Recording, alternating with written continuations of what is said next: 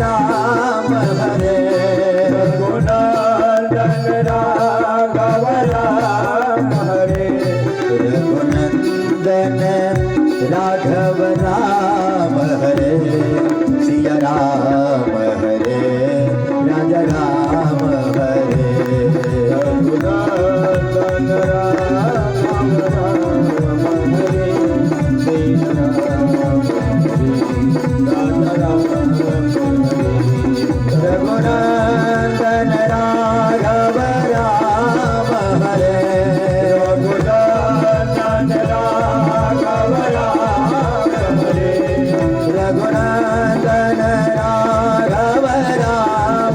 हरे रघुनंदन राघव राम हरे रघुनंदन राघव राम हरे रघुनंदन राघव राम हरे सिया राम हरे सिया राम हरे रघुनंदन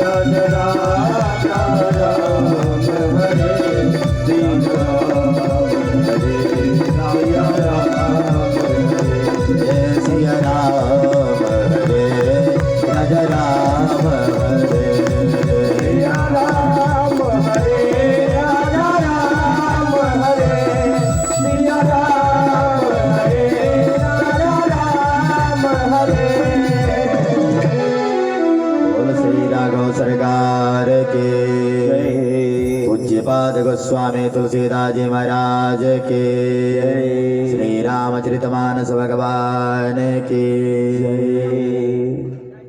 आइए हम सभी लोग कथा की तरफ अग्रसर हों। बड़ी सुंदर बात है, सुंदर सी कथा प्रारंभ होने जा रही है। करदम मुनि की पत्नी जिनका नाम देवहूति है और देवहूति के द्वारा 9 कन्याएं उत्पन्न हुई, जिनमें अनसुईया जी भी थी। अनसुईया जी के विवाह अत्रि मुनि से हुआ। दोनों लोग बड़े सात्विकता से भगवत स्तवन करते हुए अपना जीवन व्यतीत कर रहे थे। एक बार की बात है कि अत्रि मुनि कठोर तपस्या किए और उस तपस्या से प्रसन्नचित होकर ब्रह्मा, विष्णु और महेश तीनों लोग उन्हें एक साथ दर्शन देने के लिए गए। अत्रि मुनि जी ने कहा कि मैंने तो आद्य पुरुष का आराधना किया था, फिर आप लोग कहाँ से आ गए? तो ब्रह्मा, विष्णु, महेश तीनों लोगों ने कहा कि हम उसी आद्य पुरुष नारायण भगवान के अंश हैं और उन्हीं की प्रेरणा से हम लोग आपके पास आए हैं। अत्रि मुनि जी ने कहा कि हे त्रिदेव, मेरी तो हार्दिक इच्छा थी कि उस आद्य पुरुष का दर्शन करें। तीनों देवताओं ने कहा कि आप दुखी मत होवें, क्योंकि उसी आद्य पुरुष के हम तीनों लोग अंश हैं। और उन्हें वरदान देकर वहां से चले गए। अत्रि मुनि प्रसन्नता पूर्वक अपने आश्रम में आए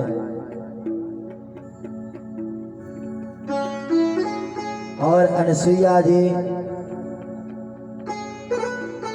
अत्रि मुनि दोनों लोग भगवत स्तवन करते हुए, एक दूसरे का सम्मान करते हुए, एक दूसरे से प्रेम करते हुए ठाकुर जी के उस वरदान का इंतजार करने लगे। धीरे धीरे समय अपनी गति से चला जा रहा था। माता अनसुईया अपने मन, कर्म, वचन और वाणी से केवल अपने पतिदेव को ही अपना स्वामी मानती थी और संसार में जितने भी पर पुरुष थे, अन्य पुरुष थे, उन पुरुषों को अपने भाई के रूप में, अपने बेटे के रूप में और अपने पिता के रूप में ही देखती थी। उनके पतिव्रता का पुण्य प्रताप ऐसा था कि उनके आश्रम के ऊपर आकाश मार्ग से कोई देवता विमान लेकर जा नहीं पाता था। केवल उनके पतिव्रता के पुण्य प्रताप से इतना तेज उनके आश्रम से निकल रहा था ना कि उस तेज को देवतागण भी सहन नहीं कर पाते थे। पूरे संसार में उनकी पतिव्रता की चर्चा प्रारंभ हो गई। सभी लोग माता अनसुईया जी के पतिव्रता का गुणगान करते दिख रहे थे। धीरे धीरे यह बात नारद जी के माध्यम से त्रिदेवियों को ज्ञात हुआ। नारद जी घूमते हुए एक बार माता लक्ष्मी जी के पास गए। माता लक्ष्मी जी कहने लगी, अरे पुत्र नारद, बड़े दिनों के बाद आए हो, बताओ संसार का क्या हाल चाल है? संसार में कहाँ क्या हो रहा है? तुम तो निरंतर ठाकुर जी का स्तवन करते हुए भ्रमण करते रहते हो। नारद जी ने कहा कि मैया, इस समय संसार में बड़े जोर शोर से अनसुईया जी के पतिव्रता की चर्चा चल रही है। अच्छा,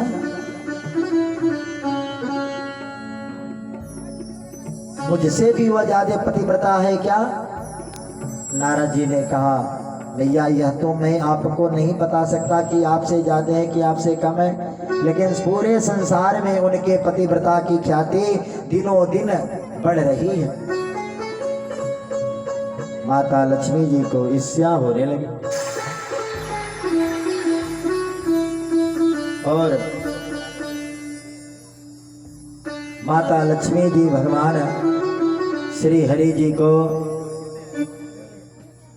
अनसुईया जी की परीक्षा लेने के लिए भेजती हैं। इधर नारद जी वहां से ब्रह्मांडी जी के पास गए। ब्रह्मांडी जी को भी ईर्ष्या हुआ और वह भी ब्रह्मा जी को माता अनसुईया जी से परीक्षा लेने के लिए उनके पास भेजती हैं।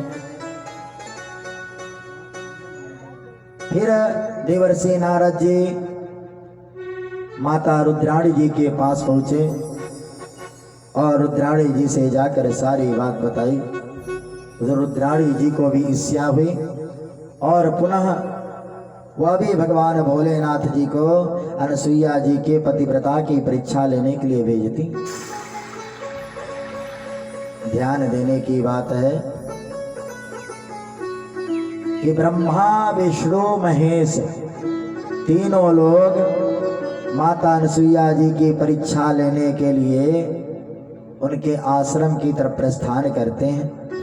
मार्ग में तीनों लोगों की मुलाकात हो गई। अब तीनों लोग एक दूसरे से इशारे से पूछते हैं कि प्रभु आप कहाँ जा रहे हो? प्रभु आप कहाँ जा रहे हो? प्रभु आप कहाँ जा रहे हो? तीनों देवताओं ने अपनी अपनी आद्य शक्ति की बात बताते हुए मुस्कुराने लगे। देखो, हमें किसी की प्रशंसा सुनकर ईर्ष्या नहीं होनी चाहिए। वह व्यक्ति ऐसा कर्म किया है इसलिए वह प्रशंसा का पात्र है। हम ईर्ष्या करेंगे तो जो हमारा मान सम्मान बचा हुआ है वह मान सम्मान भी नष्ट हो जाएगा। हमें प्रयत्न करना चाहिए, किसी से ईर्ष्या नहीं रखनी चाहिए। अब तीनों देवता माता अनसुईया जी के आश्रम पे ब्राह्मण का रूप धारण करके गए और आवाज लगाने लगे, जय हो लक्ष्मी। अरे माता, कोई है यहाँ पे?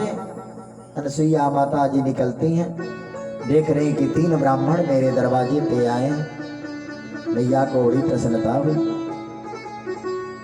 और पुनः अंदर जाती हैं। एक सुंदर सी टोकरी में फल, मिष्ठान, मेवा, मलाई जो भी उनके कुटिया में था वह सारा लाकर ब्राह्मण लोगों को भिक्षा देने लगती। तीनों ब्राह्मण देवताओं ने कहा कि भैया हमें बड़े जोरों की भूख लगी है। भैया ने कहा आप लोग कुछ देर बैठो, हम आपके लिए सुंदर सुंदर व्यंजन पकवान बनाकर आपको भोजन कराएंगे। तीनों ब्राह्मण देवता कहने लगे कि भैया हम भोजन सब जगह नहीं करते, हमारे भोजन करने के नियम हैं। भैया ने कहा बताओ आपके कौन से नियम है? तीनों ब्राह्मण देवता ने कहा कि भैया हम उन्हीं के यहाँ भोजन करते हैं, उसी माता के हाथों से भोजन करते हैं जो एक वस्त्र धारण करके भोजन बनाए और निर्वस्त्र होकर हमें अपने गोद में बैठाकर भोजन करावे। बोलो जय श्री सीताराम। जय श्री सीताराम।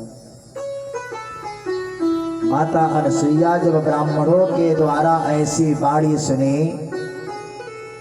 तो उनके होश ही उड़ गए। ब्राह्मण देवता ऐसा कर ही नहीं सकते, ऐसा बोल ही नहीं सकते, ये तीनों हैं कौन?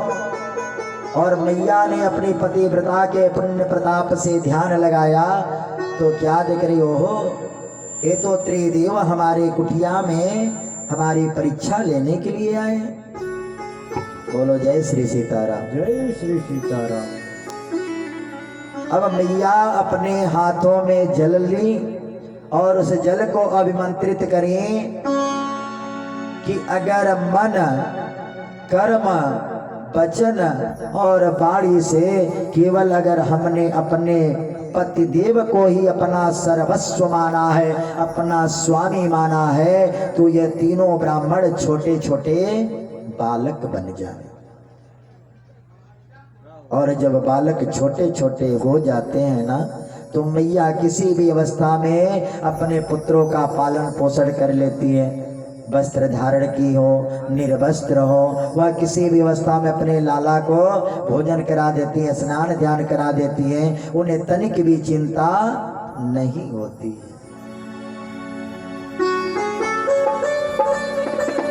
तीनों बच्चे छोटे छोटे रूप में हो गए। अब तीनों बालकों को मैया आश्रम के अंदर ले गई और पालने में लेटा दी। 3 पालना बनाया और पालने में लिटा देती। इधर अत्रि मुनि जी कहीं गए हुए थे, वापस आश्रम में आए तो क्या देख रहे हैं कि यहाँ तो उनके कुटिया में 3 बालक खेल रहे हैं। अत्रि मुनि ने पूछा कि देवी ये बालक किसके हैं? मैया ने कहा कि प्रभु ये बालक आपके ही हैं। अत्रि मुनि भी ब्रह्म ज्ञानी थे, उन्होंने अपने ज्ञान के द्वारा ज्ञात कर लिया कि यह त्रिदेव हैं। देखो तप से कुछ भी किया जा सकता है, अगर हम श्रद्धा से, भाव से समर्पण होकर भगवान का भजन कीर्तन करें तो बड़ी सहजता पूर्वक, सरलता पूर्वक भगवान को हम प्राप्त कर सकते हैं। जय हो, जय हो। लेकिन हमने तो अपने मन में एक धारणा बना लिया है कि यह कलिकाल है, कलयुग में भगवान कहाँ मिलने वाले हैं। लेकिन आज मैया अनसुईया जी पतिव्रता के पुण्य प्रताप से तीनों बालकों को, तीनों देवताओं को अपना बालक बनाकर अपने आश्रम में पालने में खिला रही हैं। सारे संसार में त्राहिमाम त्राहिमाम त्राहिमाम मच गया कि जो सृष्टि के संचालक हैं ब्रह्मा विष्णु महेश ये तीनों देवता गए कहाँ? लेकिन यह रहस्य किसी ने भी नहीं जाना कि तीनों देवता माता अनसुईया जी के यहाँ, उनके यहाँ पालने में खेल रहे हैं। तीनों देवियां अपने अपने पति देव को ढूंढने के लिए इधर उधर भ्रमण करने लगती हैं। अपने अपने पतिदेव को खोजते खोजते एक मोड़ पे तीनों लोगों की मुलाकात हो गई। बोलो जय श्री सीताराम। जय श्री सीताराम। अब तीनों देवी अपने अपने दुख को कहने लगी। अगर दो माता जी एक दूसरे को जानती नहीं है, ध्यान देने की बात है, दो माता जी जो एक दूसरे से कोई परिचय नहीं है और कहीं मिल लेती हैं तो उनका संबंध बन जाता है। एक दूसरे का हालचाल पूछ लेती हैं, अरे आप कहाँ से हैं, आपका विवाह कहाँ हुआ है, आपका मायका कहाँ है, आपके पुत्र कितने हैं, आपके पतिदेव जी क्या करते हैं, सारा एक दूसरे की बात को जान लेंगे। जय हो जय हो। लेकिन अगर दो पुरुष कहीं जा रहे हो ना तो यात्रा पूरा हो जाता है, लेकिन एक दूसरे से परिचय कम ही हो पाता है। जय हो जय। बोलो जय श्री सीताराम। जय श्री सीताराम। अब तीनों माताएं जैसे ही एक मोड़ पे मिली, अरे बहन आप इतनी दुखी होकर कहाँ घूम रही हो? अरे बहन क्या बताएं, ये नारद है ना सारे फसाद का जड़ है। जब भी हम लोग थोड़ा सा शांत जीवन जीते हैं तभी किसी न किसी बात को लेकर पहुंच जाता है और बात को बतंगड़ बनाकर चिंगारी लगाकर वहां से चल देता है। तीनों लोग अपने अपने दुख को एक दूसरे से कहती हैं। अभी तक तो एक एक करके घूम रही थी, अब तीनों लोग एक साथ अपने अपने पतिदेव को खोजने के लिए घूम रही हैं। तभी मार्ग में नारद जी का समागम हो गया। जय हो जय हो।